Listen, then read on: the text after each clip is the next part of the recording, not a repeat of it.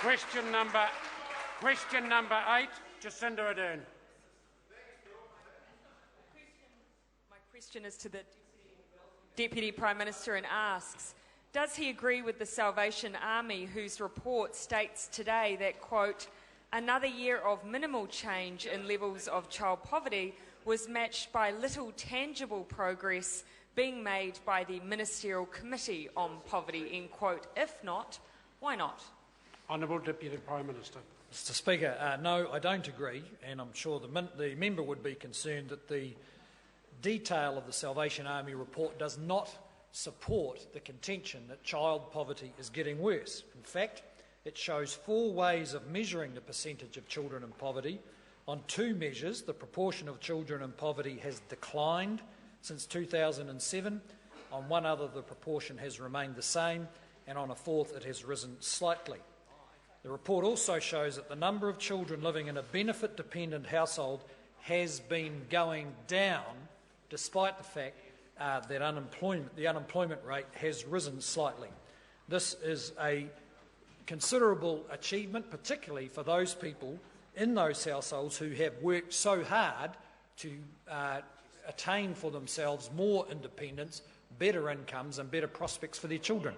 Supplementary question, Speaker, given his drive for an output-focused public service, what targets has the Ministerial Committee set on child poverty, other than immunisation and rheumatic fever, which do nothing to address material deprivation levels that have gone from 15 to 21% on his watch?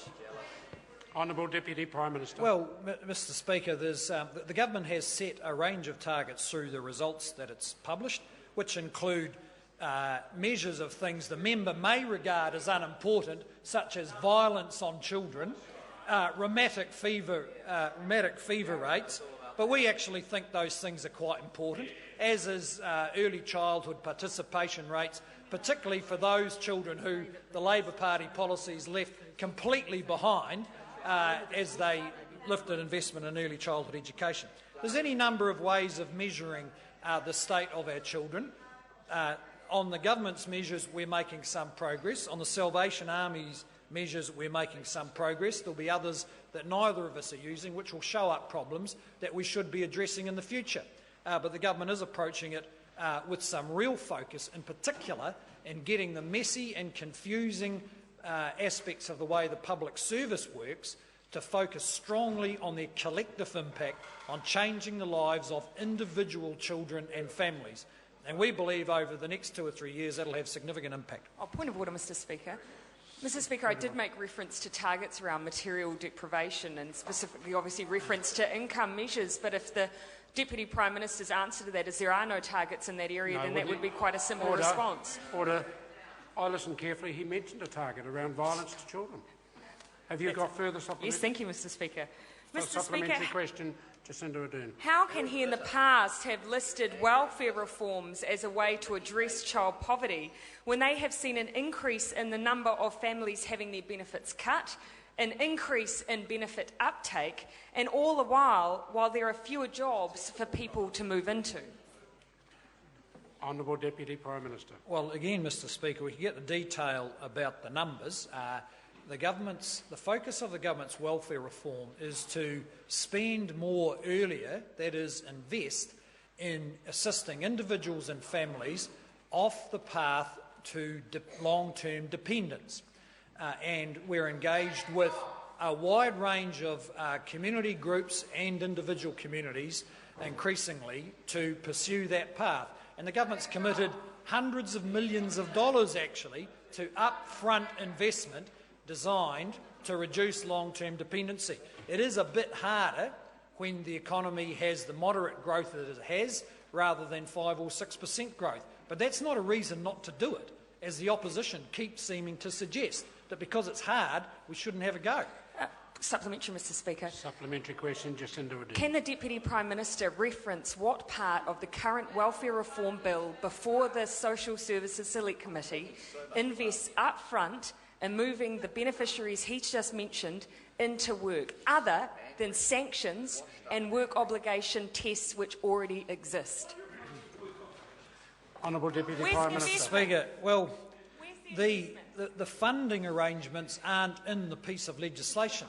They're actually done through the appropriation process and the budget. And if the member looks at the last two budgets, and most likely at the next one, they will see there is considerable investment. What is interesting is actually, as the opposition try to generate criticism of the welfare reforms, they're not getting any response in the wider community at all, because the reforms make sense to Point of everybody. order, Mr Speaker. Point of order. Mr Speaker, with all due respect, what I was asking for was any kind of specificity from the Deputy Prime Minister, whether it be in the legislation or even in a funding stream, just some specificity about where this upfront investment actually is. Well, as I recall the question, it was whether there was anything specifically in the legislation, and the Minister said, no, it's within the appropriation subsequent. So the question was adequately answered. Point of order, Honourable Trevor Mallard. Mr Speaker, during the last point of order, 2 government whips and 3 government ministers interjected. Mr Speaker, it is quite hard to hear today, and if you allow people, at least 5 people in that block, to breach standing orders, it will make it worse. I thank the honourable member for his assistance. It has been difficult today, and there's been a number of interjections from all sides of the House. It would certainly assist my job if there was less interjections while we get through question time.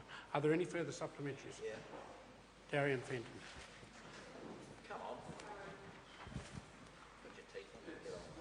Thank you, Mr Speaker. To the Deputy Prime Minister, does he agree that raising the minimum wage to $15 an hour and backing a living wage are 2 ways of reducing child poverty? Honourable Deputy Prime Minister. Well, Mr Speaker, the government has raised the minimum wage, I think, each year we've been in office. But the fact is, whatever market income a household has is measured, and where they fall short of sufficient income to provide for the children in that household, we have continued through the recession with the Working for Families scheme, which puts, I think, $2.7 billion into those households. And that's the good news for families, is whether they earn $15 an hour or $30 an hour, that scheme takes their circumstances into account and helps them with the costs of raising children. Honourable members, I can... supplementary question to O'Rourke-Fladdle. Thank you, Mr Speaker. To the Minister, does he believe that things like reports alone will not solve a deep-rooted, serious problem like poverty, and that what is needed is a completely different approach that helps people take control of their lives and break out from the cycles of dependency, deprivation and desperation? In other words, whānau ora. Honourable Deputy Prime Minister. Mr Speaker, I agree with the member that if committees, reports and spending more money solved these problems, then certainly the last government would have solved them 50 times over. And the member, I think, is quite right. The harder you look into the long-standing deprivation of some New Zealand families, the more obvious it is, I think, that bureaucratic intervention by the government can go so far, but it has proven, by the fact of historical failure, not to actually change things enough for those families. And at the moment, whānau ora is the one program which does appear to have the ability to reach those families in real deprivation and their surrounding community, and to catalyse a sense that the world and their lives can change. And that is why we have continued to support its rollout and expansion. Honourable members, I can advise that apparently the microphone system is fixed, so we don't need to rely on handhelds. Move to question number 9, the name of Jonathan Young.